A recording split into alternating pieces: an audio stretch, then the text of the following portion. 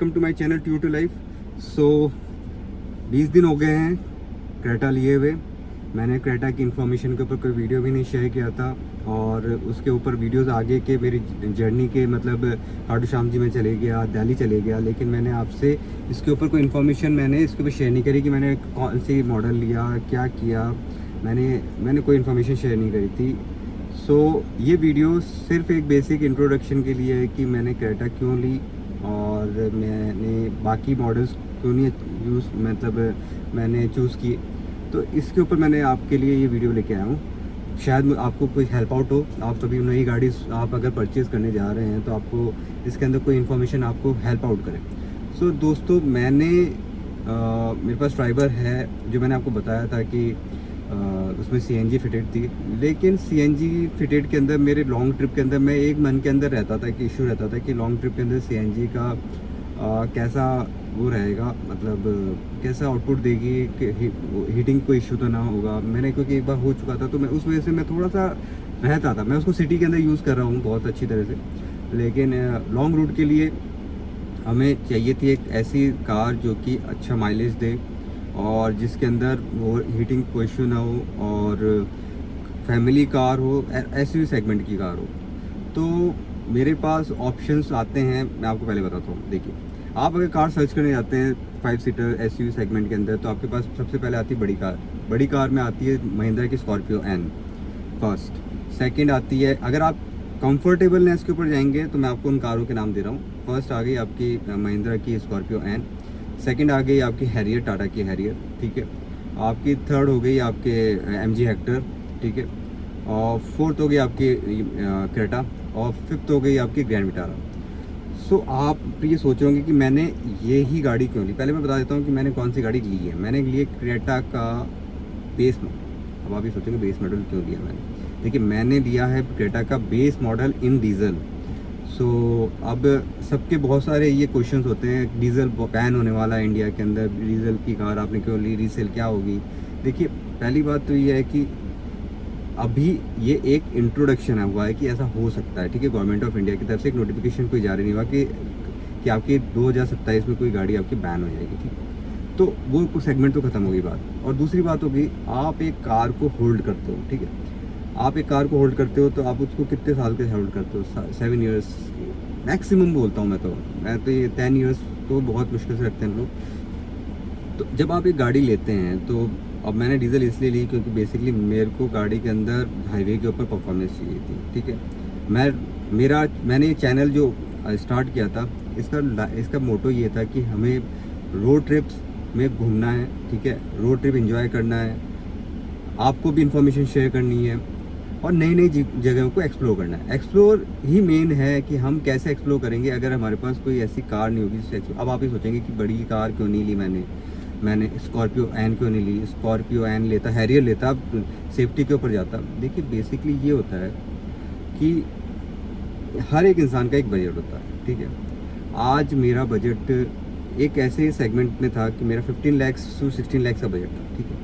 16 लाख मैंने अभी ये कार ली है, ये मेरे को पड़ी है 1550 की, ठीक है। इसके अंदर मैंने मतलब वो बता रहा हूँ मैं आपको, जो कि मेरे को गाड़ी ऑन रोड पड़ी थी। उसके बाद जो मैंने एसेसरीज ली उसके लिए मैं एक अलग बिल्कुल इंफॉर्मेटिव वीडियो में अलग बनाऊँगा उसके ऊपर।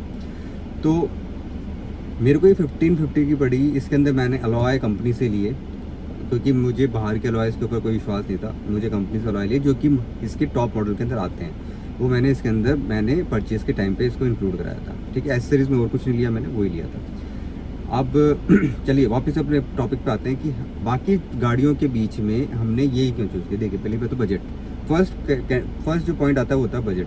आपका बजट कितना है? देखिए, मेरा बजट, हर एक इंसान का एक बजट लेके चलते हैं। मैंने खुद ने एक बजट लेके चला था कि मुझे एक ऐसी गाड़ी चाहिए जो कि 15 लाख के अंडर हो, ठीक है। 15 to 16 लाख के अंदर हो, ठीक है। बाकी सारी की सारी गाड़ियाँ, अब इसके अंदर सारी गाड़ियाँ कौन सी है? MG हेक्टर आपकी सब इसके बाहर जा रही है, मतलब जो भी गाड़ियाँ हैं इससे बाहर जा रही है।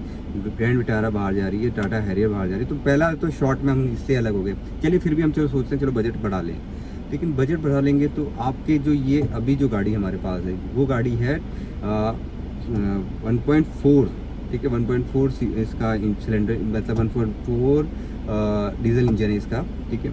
और इसके अंदर जो हमें 1500 सीसी का इंजन मिलता है, 4099 का सीसी इंजन मिलता है, ठीक है। 1500 सीसी कम इंजन है तो मेरे को एक फ़ायदा मिलता है, मुझे एवरेज इसके अंदर अच्छा मिल जाता है, ठीक है। सफिशिएंट मुझे इसके अंदर टॉर्क मिल जाता है, सफिशिएंट मुझे इसके अंदर हॉर्स पावर मिल जाता है, पावर मिल जाता है, और मुझे साथ में एक एवरेज मिल जाता है। बाकी जितनी भी गाड़ियाँ हैं, अब आप बोलेंगे बाकी गाड़ियाँ जैसे हैरियर हो गई 2000 सीसी से अबो गाड़ियाँ, अब 2000 सीसी से अबो गाड़ियाँ हो गई तो उनका मैक्सिमम एवरेज जो निकलता है वो 15 ऑन हाईवे, 15 to 16 हाईवे निकलता है। ये तो है ही है, आपको ये मानना ही पड़ेगा कि जितनी आप बड़ी सीसी गाड़ी लेंगे तो आपका एवरेज कम होगा, ठीक है। अब एवरेज के ऊपर आप सेफ्टी, अब देखिए अभी जो हैरियर की है 5 स्टार रेटिंग है, और जो अभी क्रेटा की 2021 के अंदर इसका एनकैप हुआ था, एनकैप ग्लोबल एनकैप के अंदर इसकी रेटिंग हुई थी, तब इसकी 3 स्टार रेटिंग आई थी। लेकिन उसके बाद इसके जो इसी साथ में वर्ना है और ये गाड़ियों के अंदर इसकी रेटिंग्स हाई हो चुकी है। तो इसका जब अभी 2024 जो मॉडल फेसलिफ्ट लॉन्च हुआ है, अब जब एनकैप में जाएगा तो 100% चांसेस है कि ये 5 स्टार या 4 स्टार तो कम स्कोर करेगा ही करेगा, ठीक है। वो आगे की सेगमेंट है, वो होगा नहीं होगा वो प्रॉब्लम की बात है। लेकिन आपको क्या होता है कि बहुत सारी चीज़ों को कंसिडर करना पड़ता है जब आप गाड़ी परचेज़ कर रहे होते हैं, क्योंकि आप देखिए मेन बात है आप कैसे चला रहे हैं। देखिए सबसे मेन है कि आप कैसे चला रहे हैं गाड़ी आपकी। अगर आप ड्राइविंग है तो 5 स्टार गाड़ी भी आपको नहीं बचा सकती है, तो आप ये ध्यान से, ये आपको पता ही है, ठीक है।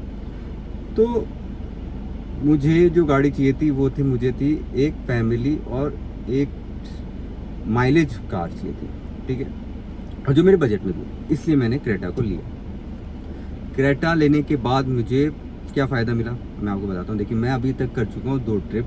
मैं दिल्ली गया था, दिल्ली के अंदर मैंने कुछ एसेसरीज़ मैंने दिल्ली से की थी, क्योंकि जयपुर में वो एसेसरीज़ बहुत हाई रेट्स पे थी, और जो चाहते थे वो मिल भी नहीं रहा था, ठीक है। तो मैं इसको दिल्ली में मैंने ये एसेसरीज़ को मैंने परचेज़ किया, वहाँ से लगा के आया, और सारी की सारी जेन्युइन मैंने होंडा एसेसरीज़ लगवाई है, और वो उसके लिए सेपरेट वीडियो बनाएंगे हम।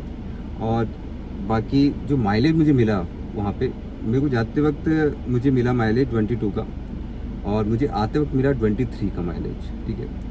और ये 23.8 अभी मेरे को टच मैक्सिमम किया हुआ है माइलेज, तो that is a huge mileage. आपको पता है कि आप अगर 23 से ऊपर 24 का माइलेज आपको गाड़ी दे रही है, और मुझे पूरा यकीन है कि आगे के जो ट्रिप्स होंगे जब ये फर्स्ट सेकंड सर्विस हो जाएगी तो कि मुझे 25 का एवरेज मुझे मिल सकता है, और ये बहुत बड़ी बात होगी 25 का एवरेज मिलना।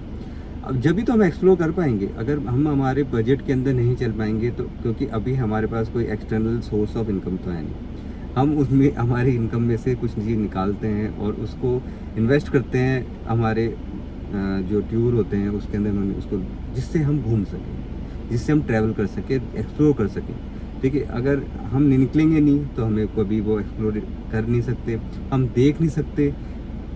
आपको अपने रूटीन में से कुछ समय निकालना होता है, जिस रूटीन से आप समय निकाल के आप एक्सप्लोर कर सकें चीज़ों, क्योंकि देखिए आज इंडिया इतना बड़ा है, आज आप उसको ही नहीं देख सकते, पूरी ज़िंदगी निकल जाती है और आप उसको ही नहीं देख सकते, विदेश तो बहुत दूर की बात है, ठीक है। तो जब इंसान यहाँ पे अपने देश को ही नहीं देख पाया तो बाकी क्या देखेगा। तो एक ऐसी बजटेड गाड़ी चाहिए थी जो हम लेके निकल सकें। तो इसके अंदर लॉन्ग रूट ट्रिप करेंगे, आगे देखें समय नहीं आता है, धीरे धीरे हम बढ़ेंगे आगे, धीरे धीरे इंसान बढ़ता है, धीरे धीरे आगे बढ़ेंगे। लेकिन हाँ, मुझे इस गाड़ी का जो फर्स्ट मंथ मतलब 20 डेज़ का और 1200 किलोमीटर्स का रिव्यू दूं तो मैं ये बताऊंगा कि आपको कि गाड़ी ने एक्स्ट्राऑर्डिनरी परफॉर्म किया है। मुझे क्रेटा का जवाब नहीं, क्रेटा के अंदर इसका जो माइलेज है वो इम्प्रेसिव माइलेज है, और कंफर्टेबलनेस है। आप उसको नहीं इस रेंज में 16 लाख 15 लाख 16 लाख में आपको मिल देती होगी गाड़ी, लेकिन मुझे जो एक्सपीरियंस है वो बहुत बढ़िया रहा। मतलब आपको ड्राइविंग के अंदर आप अगर 100 किलोमीटर्स 200 किलोमीटर्स 400 किलोमीटर्स तक तो आपको पता भी नहीं पड़ेगा आप कब ड्राइव कर लेते हैं, ठीक है। आप बैठे बैठे देखिए सारे सेगमेंट्स में इसमें सारी फीचर्स हैं, क्रूज़ कंट्रोल हैं, ठीक है। आपके पास इसके अंदर जो एसी है वो बहुत हैवी एसी है। मतलब आप विश्वास नहीं करेंगे, मतलब मैं इसको सिंगल फ़ैन के ऊपर सिंगल डिजिट पे भी चलाता हूँ और इसको टेम्परेचर को भी बहुत कम पे रखता हूँ, क्योंकि इतना तेज़ एसी है कि आप उसको हैंडल नहीं कर पाते। 24 डिग्री 16 डिग्री, मतलब इतना बहुत तेज़, बहुत ही ज़्यादा खतरनाक एसी है मतलब इसको।